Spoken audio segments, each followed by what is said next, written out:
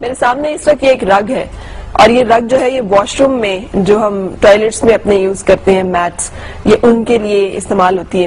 اس کے اوپر دیکھنے میں بظاہر ایک ایبسٹریکٹ ڈیزائن نظر آ رہا ہوگا آپ کا، لیکن اگر آپ اس ڈیزائن کو کلوز میں جا کے دیکھیں تو کوئی بھی شخص جو عربی سے ذرا سی دلچسپی رکھتا ہے وہ سمجھ سکتا ہے کہ یہ جو لفظ ہے یہ اس وقت اللہ لکھا ہوا ہے.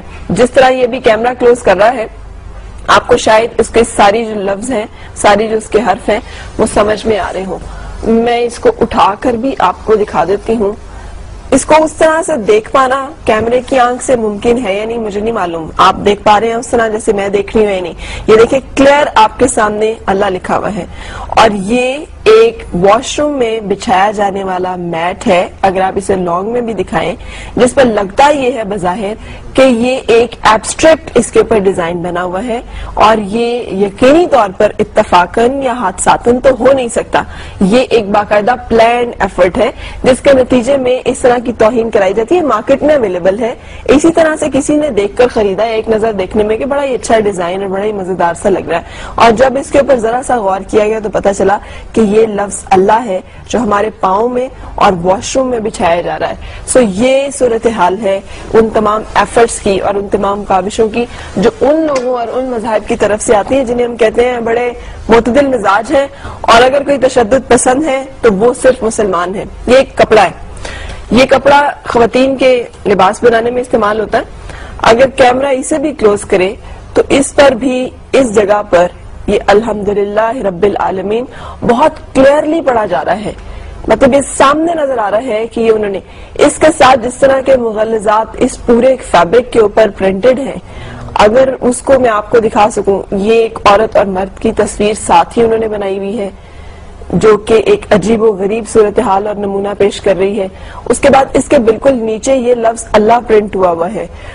اب یہ اگر آرٹ کا اتنا ہی خوبصورت نمونہ ہے اور ان کو یہ لفظ اتنا ہی فیسینیٹ کرتا ہے تو مجھے سمجھ میں نہیں آتا کہ اس لفظ کو اپنی خانقاہوں میں اپنی درسگاہوں میں لگانے سے تو ان کو بہت اعتراض ہوتا ہے لیکن اس طرح کی جگہوں پر استعمال کرنے میں ان کو یہ پیس آف آرٹ لگتا ہے. یہ ہرگز ایسے نہیں ہے. اس لیے کہ سب کچھ پلانڈ ایفرٹس ہیں. یہ وہ سازشیں ہیں، یہ ان کی نفرت کا، یہ ان کے ان گھناؤنی عزائم کا، یہ ان سازشوں کا مظہر ہے جو مسلمانوں اور عالم اسلام کے خلاف کی جا رہی ہیں اور مسلسل کی جا رہی ہیں. سو ہمیں اب جبکہ ہم ساری چیزیں امپورٹڈ استعمال کر رہے ہوتے ہیں مارکیٹ میں جائیں تو یہ فیبرک بہت سستا سا مل رہا ہوگا. اب پتہ نہیں اویلیبل ہے یا نہیں ہے لیکن مجھے یہ مل پایا. اور اس طرح کی اور بہت ساری جگہیں اور بہت سارا جگہوں پہ ایسا ہو رہا ہوگا جو میرے پاس ابھی نہیں ہے. لیکن آپ جب بھی جائیں پلیز کائنڈلی جب ہم باہر کی چیزیں خریدتے ہیں تو اس میں ان چیزوں کے اوپر ضرور غور کریں کہ ان کے انگریڈینٹس کیا ہیں. ہم جو لپسٹکس استعمال کر رہے ہیں اس میں سور کی چربی استعمال کی جا رہی ہے.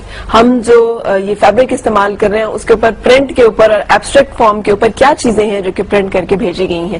جو بھی اس طرح کی چیزیں ہم خرید رہے ہیں وہ کیا ہیں کیونکہ یہ سب سازشیں جو ہیں یہ یقینی طور پر پوائنٹ آؤٹ کرتی ہیں ایک اور بڑی سازش کی طرف اور وہ ہے مسلمانوں میں نا اتفاقی اور ایک ایسی نفرت کی فضا پیدا کی جائے جہاں پر ہمیں ہی ہٹ کیا جا رہا ہے دہشت گرد کہہ کے حالانکہ ہم ہی سب سے زیادہ مظلوم ہیں اس وقت پوری دنیا میں. اینی وے یہ ایک اور صورتحال اس وقت میرے پاس ایک بلڈنگ کی صورت میں ہے جسے مینہٹن میں تعمیر کیا گیا ہے اور اس کو ایپل مکہ کا نام دیا گیا ہے. اور ذرا امیجن کریں کہ یہ ایک بلڈنگ ہے شراب خانے کی عمارت بنانے کے لیے ان کو کعبے سے زیادہ معتبر اور کعبے سے زیادہ خوبصورت ڈیزائن اور کوئی نظر ہی نہیں آیا.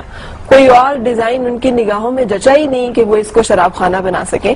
سو یہ ایک بلڈنگ جو تعمیر کی گئی ہے جہاں 24 گھنٹے شراب فروخت کی جا رہی ہے کی جائے گی اور جو کہبہ خانہ ہوگا یہ اس بالکل ایگزیکٹلی اس پیٹرن پر ہے جو کہ مسلمانوں کی مقدس ترین اور محترم ترین اور مکرم ترین عمارت ہے جسے ہم کعبہ کے نام سے جانتے ہیں، جسے ہم اللہ کا گھر جانتے ہیں.